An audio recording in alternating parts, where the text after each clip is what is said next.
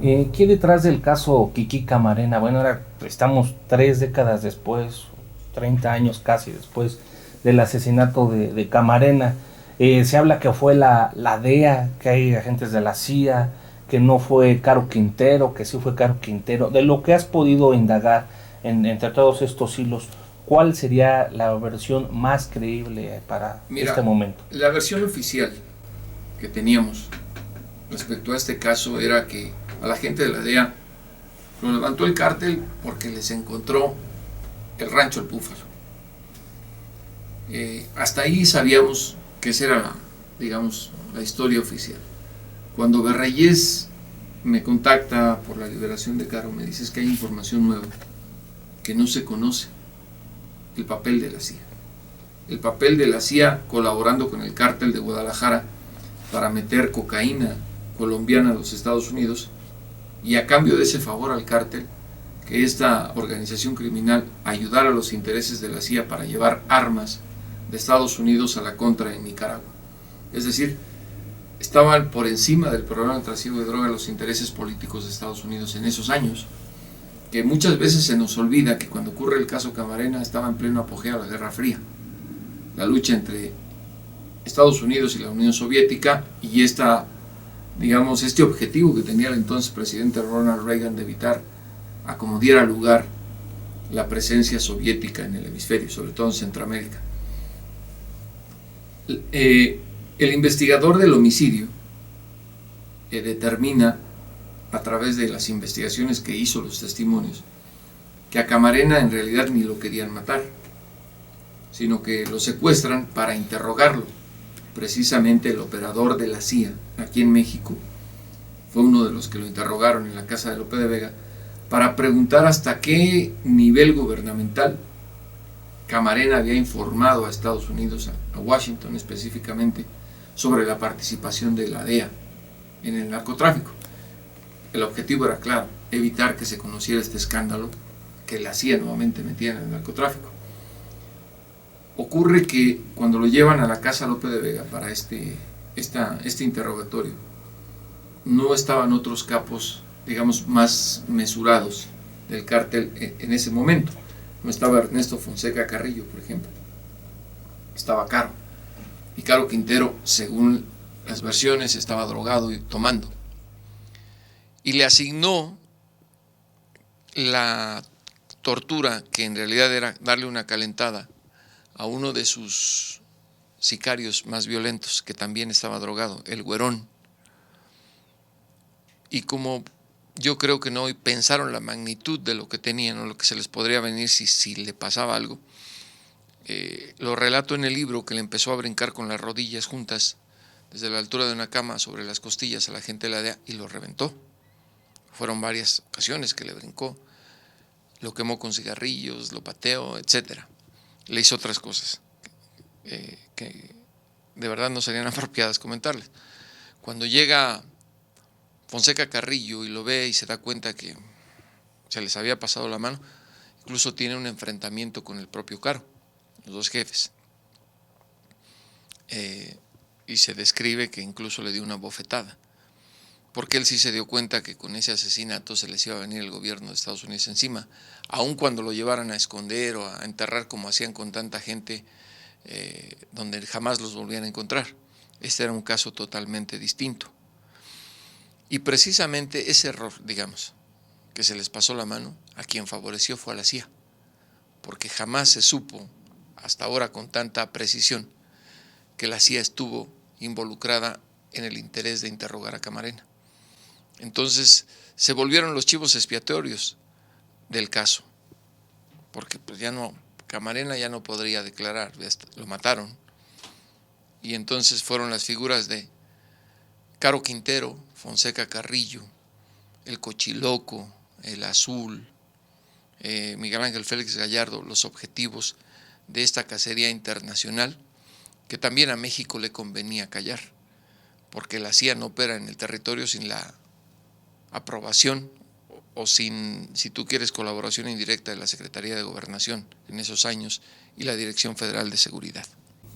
¿Qué tanto tiene que ver Estados Unidos que esté detrás de las drogas hoy en la actualidad. Vemos que desde entonces ya el papel de los órganos de inteligencia norteamericanos, bueno, pues trataban de comprarles, por ejemplo, a los colombianos en este caso. Hoy en día, todo lo que pasó, supimos de la operación Rápido y Furioso, de otros casos. ¿Qué tanto está involucrado Estados Unidos dentro del control de las drogas? Estados Unidos, el gobierno ha tenido, sobre todo recientemente, una política de olvido al trasiego de drogas, por concentrarse en otras prioridades, como fue primero combatir al terrorismo a raíz de lo que pasó el 11 de septiembre de 2001, y segundo, porque los intereses verdaderos de Estados Unidos, políticamente hablando, nada tienen que ver con el narcotráfico. Son otras cosas. Ve la actualidad. Ahorita es Croacia, Siria, Israel, el conflicto que los... Entonces, eso ha permitido, ese descuido, ese objetivo central, ha permitido que las mismas agencias de seguridad de Estados Unidos o de inteligencia cometan ilícitos y caigan en el problema incluso de corrupción. Es un fracaso el que ha tenido Estados Unidos y México igual, por consecuencia, porque no ha podido contener el consumo de drogas, primero en Estados Unidos, y parar el narcotráfico no basta con detener al Chapo, o no basta con eliminar a otro capo y mandárselos a Estados Unidos. ¿Qué hace Estados Unidos con esto? Pues los sentencia o los convierte incluso en testigos protegidos, como ocurrió con el caso del Vicentillo. Hubo un pacto para la entrega del Chapo Guzmán. Él acordó, porque bueno, hasta el momento no se sabe qué pasó con su dinero, sí, cómo fue, si realmente lo capturaron en Mazatlán, como se menciona. Pues mira, yo no tengo datos duros para decir que haya sido un pacto. Yo creo que el Chapo ya se había convertido en un estorbo para la organización, porque llamaba demasiado la atención. Te repito y vuelvo al caso del Vicentillo, porque es importante. Lo convierten en testigo protegido, le perdonan muchos de los delitos de los cuales estaba acusado, que si hubiera sido sentenciado por esos delitos jamás hubiera salido de la cárcel, o hubiera salido ya muy mayor de edad. ¿A cambio de qué le perdonaron esos delitos? Eso es lo que no sabemos. Podemos asumir, y yo creo, yo soy de los que cree, que él colaboró con información para ubicarlo, porque siendo hijo de quien es y con sus abogados estoy seguro que seguía recibiendo información. No sé, pero pues lo que se ve, la apariencia que se tiene es que a quien benefició la entrega del Chapo, la captura del Chapo, pues fue al Mayo, quien se quedó como jefe, el Mayo Zambada, el papá de ese testigo protegido, y al Azul, que el Azul, bueno, pues ya se murió. Pero eso es lo que yo creo, porque la manera... No, se murió. Sí, está muerto. Cambia totalmente, radicalmente la política después del regreso del PRI al gobierno, que la que mantenía Felipe Calderón, de esta lucha mediática contra las drogas. ¿Ha funcionado el plan de Peña Nieto contra los cárteles de la droga? Es que en realidad no conocemos un plan específico de Peña Nieto. Lo que dijo que iba a cambiar lo que se implantó con Felipe Calderón. Y lo que se implantó con Felipe Calderón pues fue patear el panal de las abejas, porque empezaron a surgir incluso nuevas organizaciones y la violencia se dio por todos lados. Aparecieron decapitados, en fin, todo lo que ocurrió. Con Peña Nieto no hemos visto una política de enfrentamiento directo con estos cárteles. Yo creo que están optando más por la inteligencia de las agencias, que es lo que practica la DEA y lo que profesa siempre Estados Unidos y el ejemplo que da. Hay que ser más tácticos, utilizar información para establecer ciertos operativos, que si no lo presentan de una manera mediática te va a decir Peña Nieto, pues ha funcionado. ¿Cuántos de los grandes capos han caído en los 2 años que llevo en la presidencia? ¿Cómo se los refutas, no? Después de que, te repito, el Chapo se convirtió en el emblema del narcotráfico en México.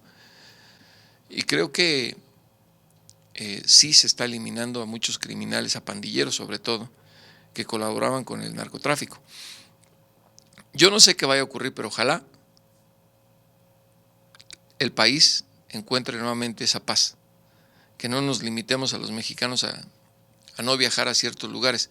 Si se matan entre narcos, pues vivíamos así muchos años y ni enterados estábamos, y la verdad, pues si se acaban entre ellos es asunto de ellos. Yo creo que lo que debe hacer Peña Nieto es regresar la seguridad a los mexicanos, y ahí hay que ver de qué manera lo hace con esta nueva política de inteligencia al combate al narcotráfico. Yo sí estoy seguro que el que más daño le ha hecho al país en los últimos años fue Felipe Calderón, con esa estrategia de ataque directo y frontal al narcotráfico con fuego, ¿no? ¿Cuánto material clasificado continúa o es un caso ya conocido? No, la operación Leyenda es una operación secreta, no está cerrada. El gobierno de Estados Unidos va a cerrar ese caso hasta que se mueran, hasta que estén en la cárcel todos los involucrados en ese asesinato de la gente de la DEA. Información clasificada. Hay el 90% de toda la averiguación, de acuerdo a quien la hizo, que es Héctor Berreyes. Él sostiene que todos los informes de inteligencia que se entregaron al Departamento de Justicia sobre este caso, el 90% está clasificado. ¿Por qué? Pues porque contienen muchos nombres, tanto de políticos de aquí como de los de allá. Y supongo, porque no me lo quiso decir, y él sí lo sabe porque los elaboró, pues que evidencias de corrupción por narcotráfico de mucha gente, y que ni a Estados Unidos le conviene liberar o desclasificar porque sería un escándalo de evidencias de corrupción de ambos lados, ¿no? El 90%, según Berreyes, de documentos de esta investigación sigue clasificado, y él dice que tal vez jamás sean desclasificados. Lanzan ayer un comunicado del Departamento del Tesoro que sigue los 5 millones de dólares por el azul, porque para ellos no hay indicios. Entonces, cuando empieza Peña Nieto su gobierno, una de sus primeras decisiones fue cerrarle la puerta a la DEA. La puerta que le había abierto Felipe Calderón y Marisela Morales y Genaro García Luna. Acotarles, digamos, el papel de operación en México. ¿Por qué te menciono esto? Porque la DEA, especialmente el gobierno de Estados Unidos, ya no está haciendo esos adelantos de reconocimientos de capturar a fulano de tal, un aplauso a México. ¿Cuánto tiempo se tardaron en sacar un comunicado de la DEA después de la captura del Chapo? Fueron bastantes horas. Estuve en Arizona y el jefe de la DEA en Arizona, y lo publicamos en Proceso, me dijo que el azul está muerto.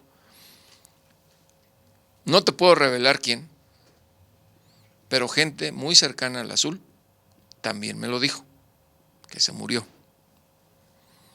Y la manera en que está operando ahora el cártel de Sinaloa, para cualquier experto en esto que sepa, está operando de manera distinta cuando estaba el azul. El gobierno mexicano no tiene manera de corroborarlo porque no existe cuerpo del azul. Lo incineraron. ¿En Sinaloa? Sí, sus familiares. ¿Cómo lo va a corroborar? Acuérdate lo que te estoy diciendo.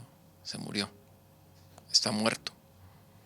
Lo que está haciendo el Departamento del Tesoro y el gobierno de Estados Unidos, hay que leer la letra chiquita. Las designaciones que hace tienen más relevancia que el notificar si está un capo muerto o no.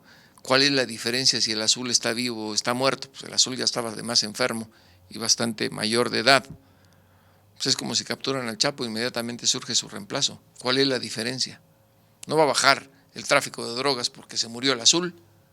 Desde hace años venía trabajando con sus allegados, con sus familiares, y saben exactamente cómo operaba, quiénes son sus contactos en Colombia, cómo manejar el territorio, las zonas de trasiego de droga que les corresponden. A mí se me hace hasta irónico, de verdad, que el gobierno mexicano, por no aceptar pues que se murió y que ellos no lo lograron capturar, que no den a conocer información que ellos tienen.